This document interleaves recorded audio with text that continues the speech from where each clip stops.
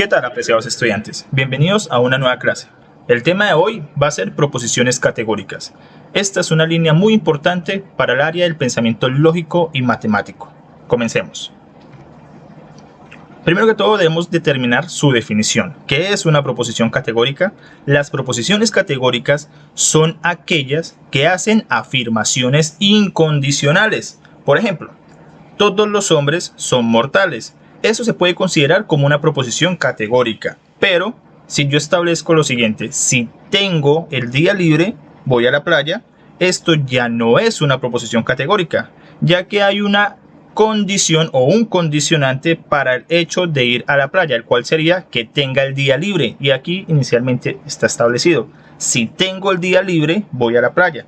Como tal, esta no está consolidada como una proposición categórica. Entonces, de una vez determinemos que existen afirmaciones para la primera que es incondicional, pero para la segunda no existe esa afirmación incondicional.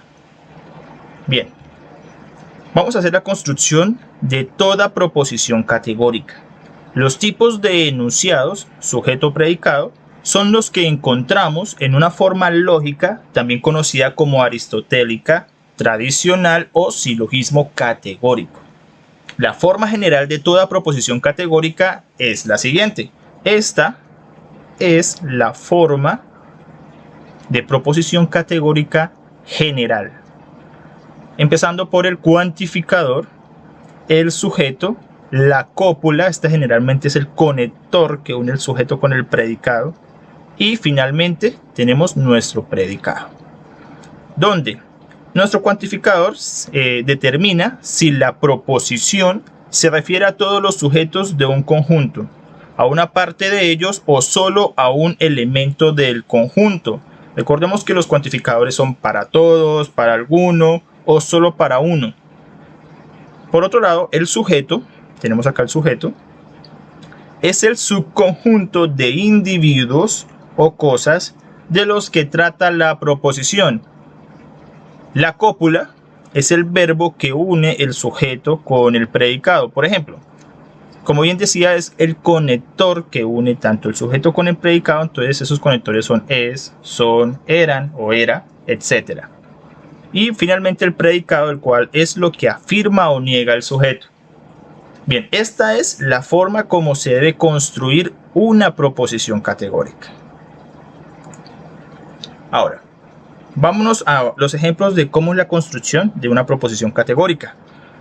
Volviendo al ejemplo anterior de todos los hombres son mortales, ese sería el primer ejemplo. Entonces sería lo siguiente: todos sería mi cuantificador, los hombres sería el sujeto, son sería mi conector o cópula, mortales es el predicado. Sí, si se dan cuenta, todos están seccionados por colores para que sea mejor y fácil de entender. Ahora, tenemos otro ejemplo en el cual tenemos nuestro cuantificador algunos, ¿sí? Cuantificador algunos. El sujeto son los vehículos, entonces algunos vehículos. Nuestro conector o cópula están en predicado mal estado. Y este sería nuestro segundo ejemplo de cómo es la construcción de una proposición categórica. Supremamente sencillo, ¿verdad? Continuamos. Ahora vamos a también tener en cuenta lo siguiente: no todas las veces tenemos de forma explícita las proposiciones categóricas. Por eso existe la codificación de proposiciones categóricas. Para fines de codificación de proposición categórica es muy recomendable obtener un predicado nominal equivalente para todos aquellos predicados mixtos o verbales. Por ejemplo, para hacer mucho más entendible lo que acabo de expresar, voy a generar tres ejemplos. El primero: el ser humano existe, ¿sí? Aquí, si se dan cuenta, esto está de forma implícita. Para codificarlo de forma explícita podemos expresarlo así: todo ser humano es existente. Si se dan cuenta, ya aquí tengo todos, tanto mi cuantificador como mi cópula, como mi sujeto, como mi predicado, los tenemos acá presentes de forma explícita. Acá no es fácil de verlo, por lo tanto es importante recodificar, codificar esta primera expresión para poder tener una frase, una proposición ya mucho más fácil de comprender. Nuestro segundo ejemplo sería: Lisette al menos estudia matemáticas. Se puede expresar como: al menos Lisette es estudiante de matemáticas. ¿Sí? Aquí podemos confundirnos porque el cuantificador está después del sujeto. Entonces lo que hacemos es organizarlo y codificarlo de tal manera que sea mucho más fácil de comprender. El tercero es la siguiente: las llamas convirtieron todo en cenizas. Y lo podemos expresar de la siguiente forma: todo fue convertido en cenizas por las llamas. ¿Sí? Todas y cada una de estas ya codificadas contienen mi cuantificador, contienen el sujeto, la cópula y el predicado. Para todas estas tres que acabo de explicar de forma explícita, ¿sí? Aquí las tenemos en este color vino tinto de forma implícita, y el color verde son nuestra forma explícita ya codificadas. Bien, ahora vamos a trabajar el tema de la calidad y cantidad de las proposiciones categóricas, claro está, con algunos ejemplos y aplicaciones. Bien, vamos a empezar con la calidad. Si tenemos acá dos columnas, en la cual la primera voy a hablar de la calidad, la segunda es de la cantidad. Y traté de ser lo más sintético para poder expresar lo más importante de este tema. Entonces, para el tema de la calidad, existen dos tipos, en la cual es la afirmativa y la negativa. La afirmativa sería lo siguiente: son afirmativas cuando el predicado asigna al sujeto alguna característica o cualidad. Por ejemplo, es profesor, son peligrosas. Ahí ya estamos generando una afirmación. La negativa, por el contrario, son negativas cuando el predicado niega al sujeto la característica o cualidad. Por ejemplo, no es profesor, no son peligrosas. Por otro lado, para la cantidad existen tres tipos: la universal, la particular y la singular. La universal se refiere a la totalidad del conjunto de los sujetos. Particular se refiere solo a una parte del conjunto de los sujetos. Estamos hablando de algunos, por ejemplo. Universales todos. Y singular ya sería un único elemento, en la cual quiere decir que se refieren a solo un miembro específico del conjunto de los sujetos. Y estas dos características, bueno, estas dos secciones, la calidad y la cantidad, juntas me forman las cuatro formas clásicas de las proposiciones categóricas, el cual vamos a ver a continuación. Uniendo estas dos, calidad y cantidad, obtenemos este cuadro. Este es un resumen de las cuatro formas clásicas. Tenemos entonces la categoría y nuestra forma, la cual la categoría me expresa lo siguiente: tenemos nuestra forma universal afirmativa, en la cual sería nuestro tipo A, y su forma es todo S es igual a sujeto, es P, ese es el predicado. Entonces, todo S es P. La forma particular afirmativa, que sería el tipo I, y se expresa de la siguiente forma: algún S es P. La universal negativa, tipo E, se expresa ningún S es P. Y la forma o categoría particular negativa es el tipo O, y su forma de expresión es algún S no es P. Recordemos, S es sujeto, P es predicado. Un dato interesante: ¿de dónde viene que se saquen los tipos A, I, E, O? Los nombres de la categoría A e I, ¿sí? A e I, las dos primeras, que son afirmativas, han sido tomadas del vocablo latino afirmo, que significa en español afirmo o afirmación. Esto fue sacado del latino. Ahora, los nombres de las categorías E y O, las dos últimas, que son negativas, en cambio han sido tomadas del vocablo latino nego, que significa niego o negación. Entonces ahí están como para que comprendan de dónde es que vienen estas letricas que caracterizan cada uno de los tipos. Bien, continuamos. Tenemos el cuadro de la oposición y sus reglas. Este cuadro es importante para determinar cuatro leyes indispensables. Tenemos la ley de contradictorias, la ley de contrarias, ley de subcontrarias y finalmente la ley de subalternancia. Si se dan cuenta, acá tengo mis cuatro tipos mi tipo A, tipo E, tipo O, tipo I. Y si miramos las partes diagonales, encontramos contradicción. Que hay una, si me voy yo de A a O, tengo una contradicción. Igualmente de O hacia A. Estas son recíprocas. La misma situación pasa si me voy del tipo E hacia el tipo I y del I hacia el tipo E. Bien, si se dan cuenta, vamos a hallarle un poco el sentido lógico a esto. ¿Por qué es una contradicción? Todo S es P.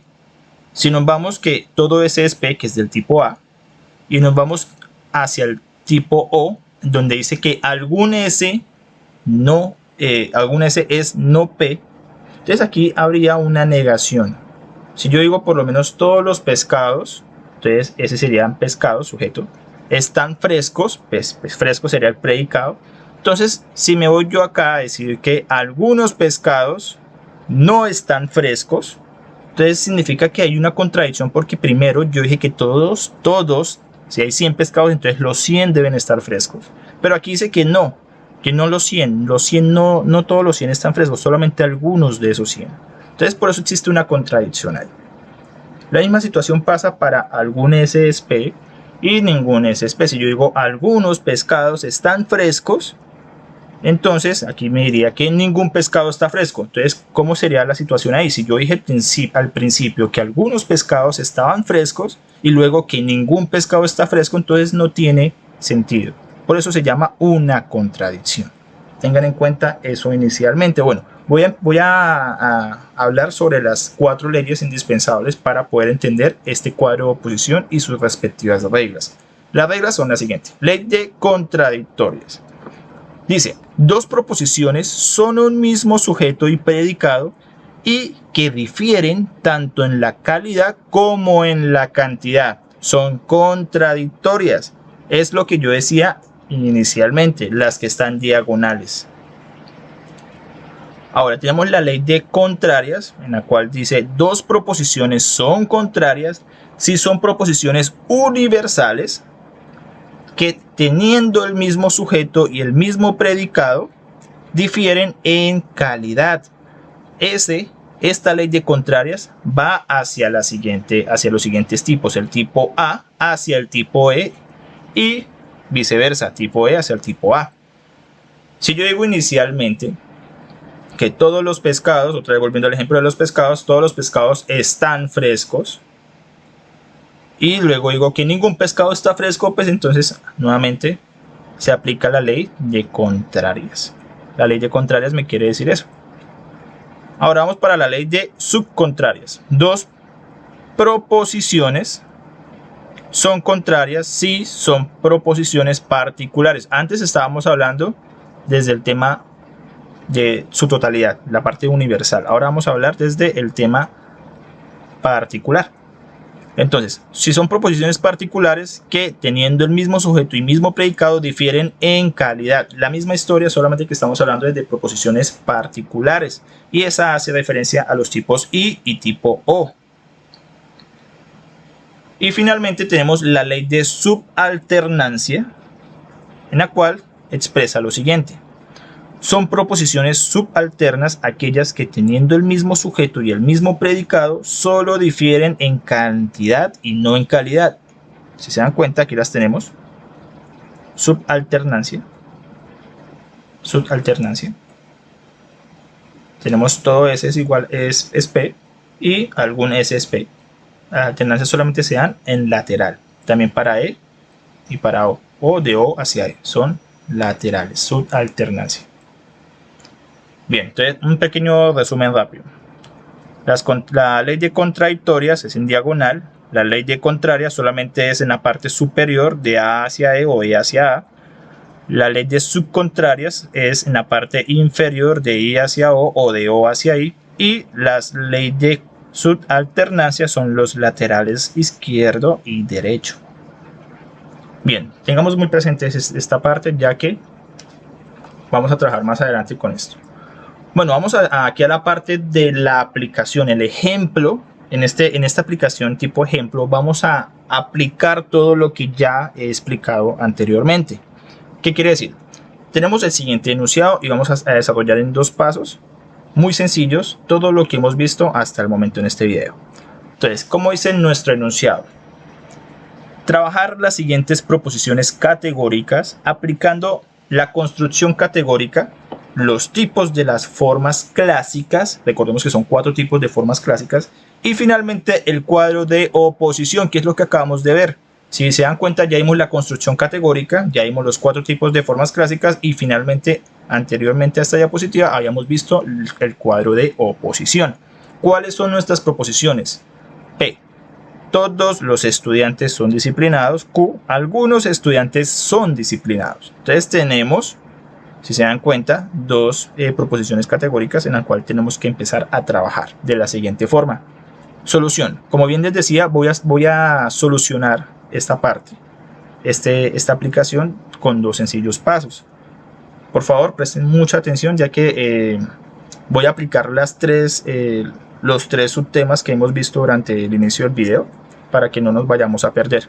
Entonces, paso 1, construcción categórica y su tipo. Vamos a sacar 2 cosas: la construcción categórica y el tipo de la forma clásica que tiene esa proposición inicial, que sería P. Entonces vamos a hacerlo para P inicialmente, luego lo hacemos para Q. Entonces, para P tenemos lo siguiente: tenemos que P son todos los estudiantes son disciplinados. Entonces, si sacamos su construcción categórica, entonces vamos a hacer un cuadrito muy organizado en donde ponemos el cuantificador, el sujeto, la cúpula y el predicado. Entonces, ¿cuál es el cuantificador? El cuantificador, todos sabemos que es la parte inicial. Dice, bueno, aquí me fue todas, es todos, un pequeño error de edición. Bueno, todos los estudiantes son disciplinados. Entonces, el cuantificador es todos. El sujeto, ¿quiénes son? Los estudiantes. La cúpula, pues bien, en nuestro conector son. Y finalmente el predicado es disciplinados. Entonces ya tenemos nuestra construcción categórica en este cuadrito para mi proposición P. Y la proposición es del tipo A. ¿Qué quiere decir esto? Y aquí ya estoy, si se dan cuenta, lo puse en verde, para que sepan que estoy hablando de los tipos de formas clásicas. Voy a volver un momento. Aquí tenemos el tipo A, que significa todo. Estoy hablando ya de las proposiciones universales. Todo ese es P. Todo ese es P. Y lo mismo me pasa aquí. Todos los estudiantes son disciplinados. Estoy hablando de mi proposición universal para los estudiantes disciplinados. Por lo tanto, mi proposición es del tipo A. Ahí ya tenemos la primera parte de mi proposición P en cuanto a construcción categórica y su tipo de forma clásica. Vamos a hacerlo ahora para Q, proposición del tipo I. Aquí ya puse pues este pequeñito, mi cuadro de oposición, en la cual pues, si se dan cuenta, vámonos para el tipo I, es esta que está acá abajito. Tenemos lo siguiente: ya estamos hablando del tema particular, ¿sí? Entonces estamos hablando de algunos. Entonces, bien sea, me aplica muy bien nuestra proposición del tipo I. Algún S es P. Entonces aquí estoy hablando que algunos, que es mi cuantificador, estudiantes, sujeto, son, ¿sí? Ahí tenemos nuestra cúpula, conector, disciplinados, que es nuestra P, predicado. Bien, entonces por lo tanto sabemos que Q es una proposición del tipo I. Ahora, ya tenemos acá nuestra construcción de proposición. Y como, bueno, aquí tenemos esta tablita, aquí volví a colocar esta tablita, en la cual es una tablita mostrándonos 2 tipos de proposición, 2 tipos como tal. Aquí tenemos que P es universal afirmativa, tipo A, y Q, que es la que acabamos de desarrollar, es particular afirmativa del tipo I. Y pues su forma, como se interpreta cada una, que es lo que tengo acá abajito. Ya teniendo eso, ahora sí puedo empezar lo siguiente. Puedo hacer mi cuadro de oposición directamente. Ya lo habíamos hecho, pero ahorita lo que queremos saber es si es una contradicción, si es subcontraria, si es subalterna. Y eso es lo que vamos a determinar finalmente. Entonces, el paso número 2 ya va directamente con el cuadro de oposición para determinar qué tipo de conexión tienen estos dos tipos de proposiciones. Entonces, tenemos pues que P es universal afirmativo, Q particular afirmativo, y por lo tanto, de acuerdo con el esquema de oposición, se determina que P y Q son subalternas. Si se dan cuenta, tenemos aquí mi P y mi Q. Tenemos acá tanto P y Q, y estas están conectadas, y aquí su relación es de subalternancia. Subalternas. Si fuese P, si fuese de tipo A y Q fuese de tipo E, ya sería contrarias, ya serían como tal, ya sería P y Q serían contrarias. La misma historia pasaría si yo tuviese pues Q, lo tengo acá, y pasaría que P fuese del tipo O, entonces ya serían subcontrarias, ¿sí? Si fuese aquí. Pero aquí en este caso, en este ejercicio particularmente, tenemos que P y Q son subalternas. Y bien, ahí ya hemos desarrollado absolutamente todo el ejercicio de la aplicación. Este es mi segundo paso, es supremamente sencillo, fácil de entender. Entonces espero que haya quedado muy claro este tema. Y bien, chicos, espero que les haya gustado. Si les gustaría que siguiéramos trabajando sobre este tema, en sus comentarios con mucho gusto estoy para colaborarles. Que tengan un feliz día.